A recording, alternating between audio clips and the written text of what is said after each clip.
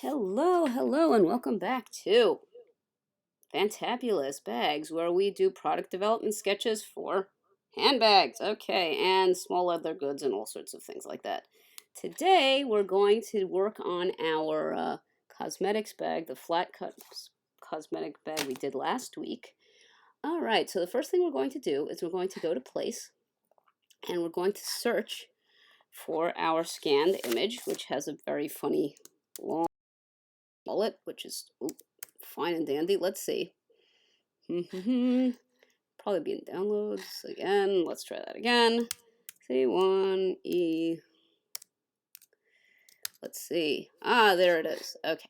So we're going to grab him and place him right in the middle of our document over here. And push this over here. It's a little too big, which is good because we don't want something without detail. So I'm just going to go down uniformly. I'm going to go to our scale tool here on our toolbox and say, okay, so let's see how big it is. It's probably still a little too big for our page, but you could do the page any way you want, the artboard. I'm just going with a regular size paper for easy printing, but if you're going to do it for a screen, obviously you have to follow whatever pixels they tell you to do. Okay, so now we have our sketch from last week, and we're going to go to our objects, and we're going to go down to image trace and say make and expand, and it's going to tell me it's going to take a long time, blah blah blah. So you say okay, and you wait the entirety of 10 seconds, and you get a white hair here and there because it's so long. Okay, so here we get rid of all these little edges that are coming out from our scanned paper. So now we have our cute little bag. So if you remember, it was actually made with a smooth grain PU and some kind of lurexy yellow ribbon around the edge. It was a gimme bag from Lord & Taylor. May they rest in peace. Okay, so we're going to go to our swatch library, and we're going to go down to gradients, and we're going to look for earth tones because I want something with a fade, a gradient with a fade. Earth tones or metals might be better, but let's try with earth tones first. It's kind of this, but a little bit lighter. But let's push this over here. Let's pick another one. So we have a choice. We're going to our swatch board again, swatch library rather, and we're going again to gradients. And we have colors, harmonies, fades, foliage. Probably going to get the fades later. Let's try neutrals also. That might work too because it's like a light gray. Oh, that one looks nice actually. So I'm going to go to our direct select tool and we're going to grab the middle. And we're going to put that there. That's not bad. The only thing is that it's fading a little too much. So what I'm going to do is I'm going to go over to my gradient menu here. And I'm just going to shift that over a little bit there. And I'm going to shift this bright point also a little bit. Okay, I think I like it. I think I like it. You could try to play around with it. Say, oh, I want to do a radial. See what that looks like. Actually, probably backwards would be better. Looks like it's shining in the middle. Nah, let's just go back to what it was. There. Okay. So there's other things you can do. You can actually make the angle of the radius the angle of the shadow go down a little bit. Let's see if that, too much. More like, let's see. Let's do around 45 degree. Maybe a little bit more. Let's cheat it up a little bit. So let's go, I'm going to try 30. I think I'm going to go with something else. I'm going to write something myself. I'm going to say 55. 55 degrees and see where that goes. I think I like that, even if I say so myself. Okay, so let's go back, and now we need to do our plastic zipper. Now the plastic zipper, the nylon part of it, in other words, the zipper tape, which is right here. I think I need to zoom in a little bit more. A little bit more even. Let's go to 300. Okay, so with the nylon tape, this part is going to be pretty much the same thing, same color, but I'm going to carry it out as a flat tone because usually they don't shine that much. We're not working with a PVC there. Let me just go later there. Okay, so here we can actually just, on this zipper end, which is self, I'm just going to do the same thing. I'm going to use the same one. I'm using my eyedropper tool to grab. Now the plastic zipper component, actually, wait a minute. I forgot about this. So let's grab this, and we're going to grab our eyedropper. And as you may or may not remember, the zipper pull was self. So we're just copying it. Now, the plastic teeth are going to shine a little bit more. Let's play around with that. Let's see what that looks like. The plastic teeth are these guys over here. And the head of the zipper was actual silver, so we're going to just go with a metallic. I want to try to do maybe not a real metallic on the teeth because they are plastic, but they should have a little bit of a shine to them because they are in fact shiny. Plastic is shiny. Okay, so here, I'm going to grab all my teeth carefully, and okay, and there. I'm going to try to use the same, maybe a little bit darker. Let's see what that looks like. That's not bad, actually. Let's go back. Let's go back to 100%, and let's see. I'm okay with that. I'm okay with that. What I'm going to do is this. I'm going to put it back. Let me try this one again.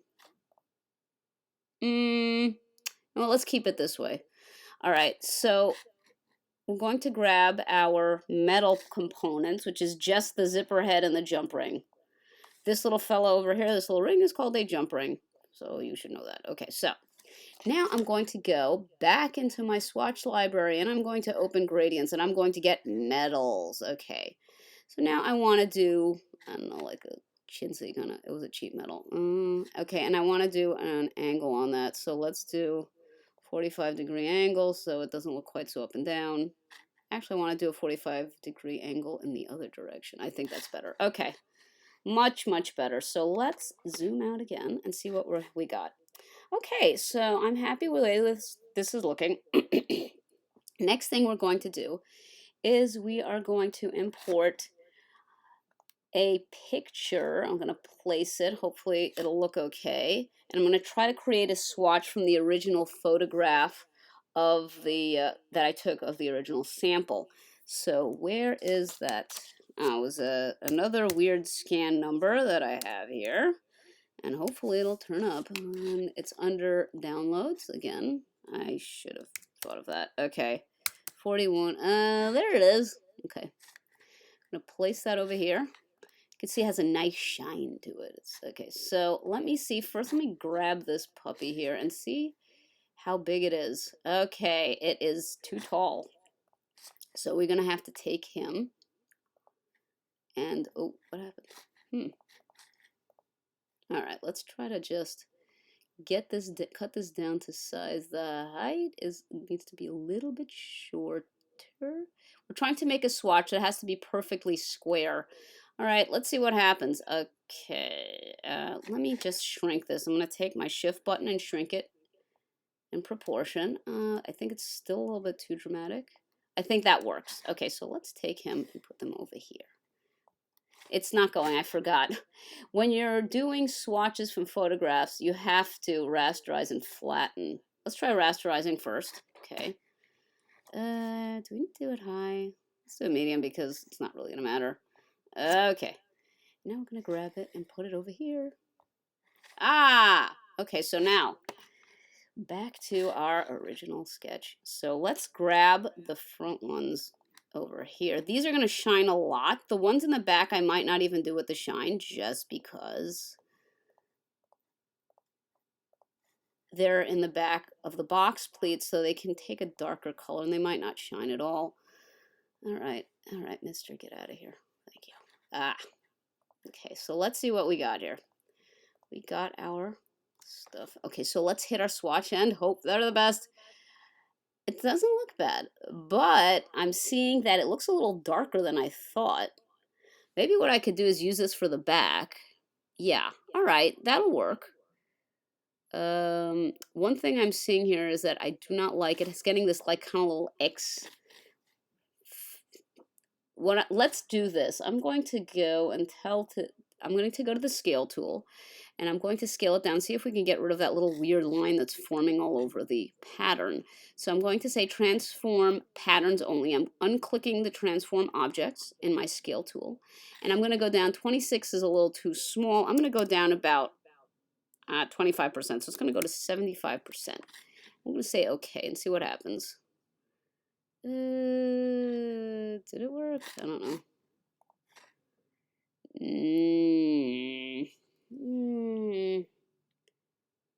Let's do that again. I'm going to go back and I'm going to try that one more time.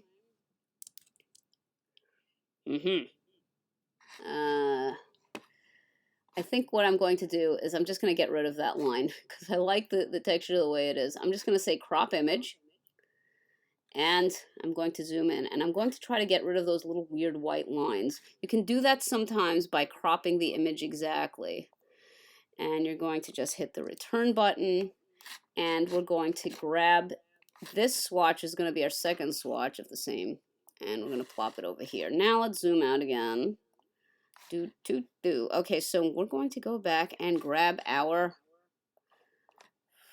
little friends over here again and see what happens if we're losing that weird texturized line that was forming because the pattern repeat wasn't that great to begin with, because there was some white line around the edge, which might have been from the scanner, or did I scan it or photograph it? So sometimes you have to play around with this. It's good to do your best to get the right textures. Okay, so let's go.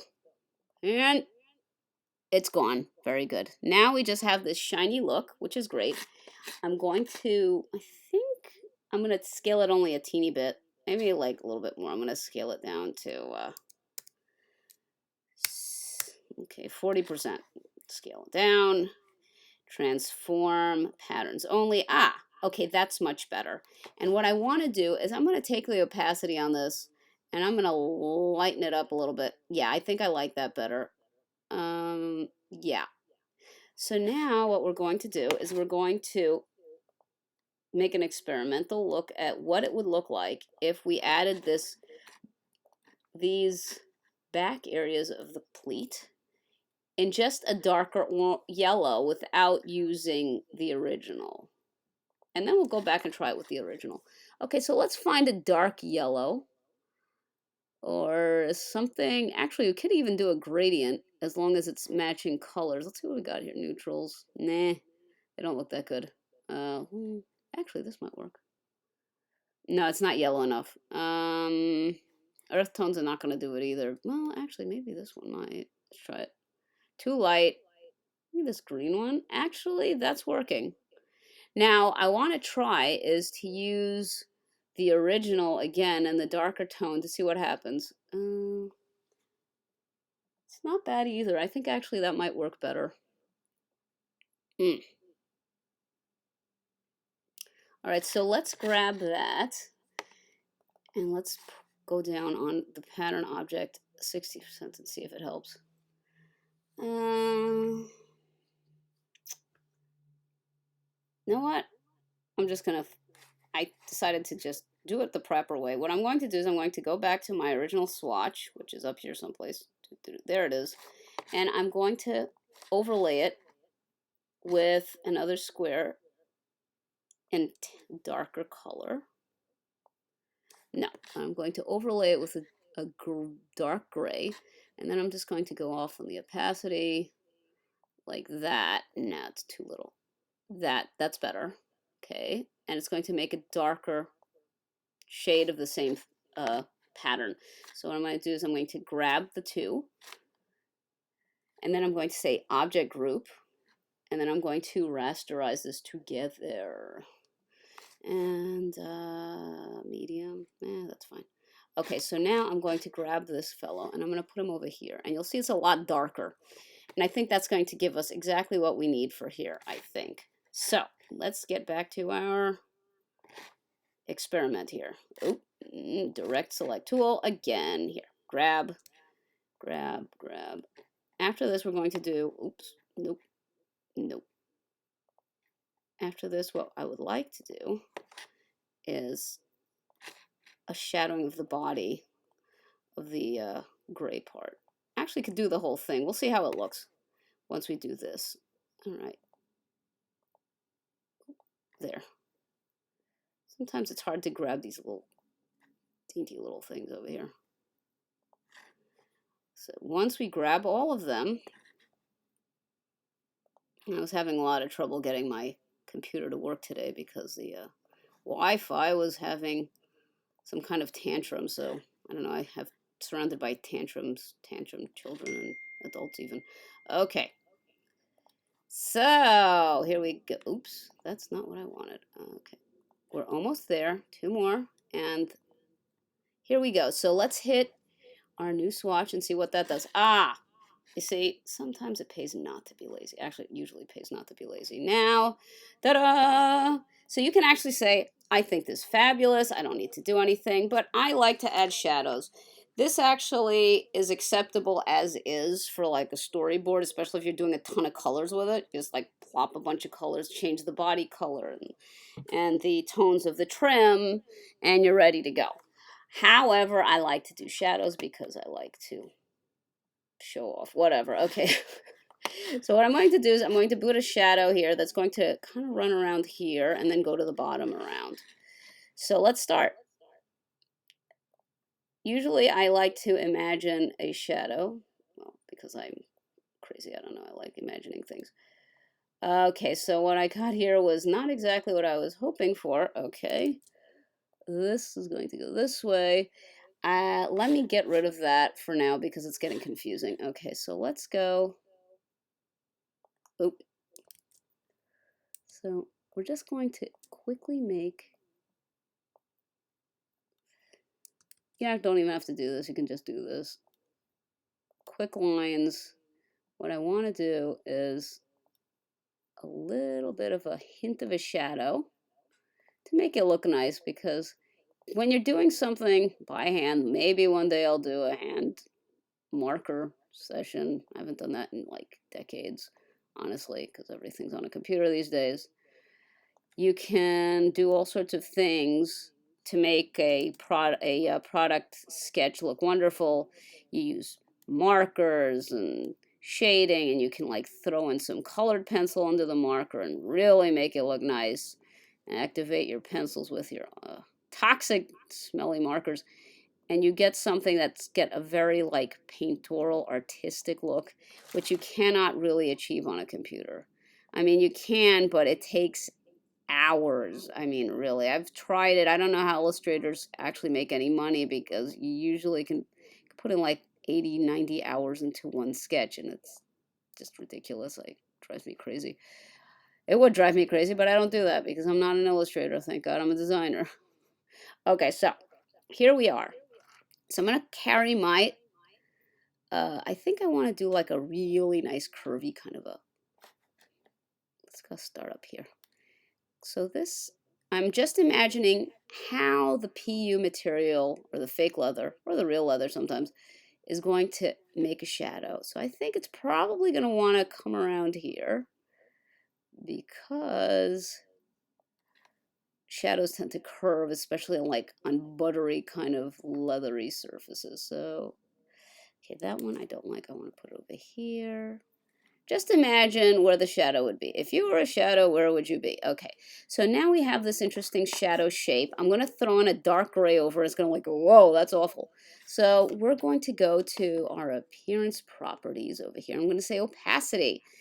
And we're going to go down on the opacity, like, I don't know. Let's go down 28%. Ah, a little more, touch more. Okay, let's draw back and see how it looks. Excuse me, don't want that. Delete that. Okay, so let's just go back here, and ta-da! We have a beautiful little flat cosmetic bag with a shimmered kind of box pleat edge, and we're done. So I hope you enjoyed this class. I hope to hear from you. I hope to see subscriptions, and I hope to see some likes. And, well, see you next week. And not sure what we're going to do. I think we might be doing maybe something bigger, something like a luggagey kind of an item. Okay, see you then. Bye.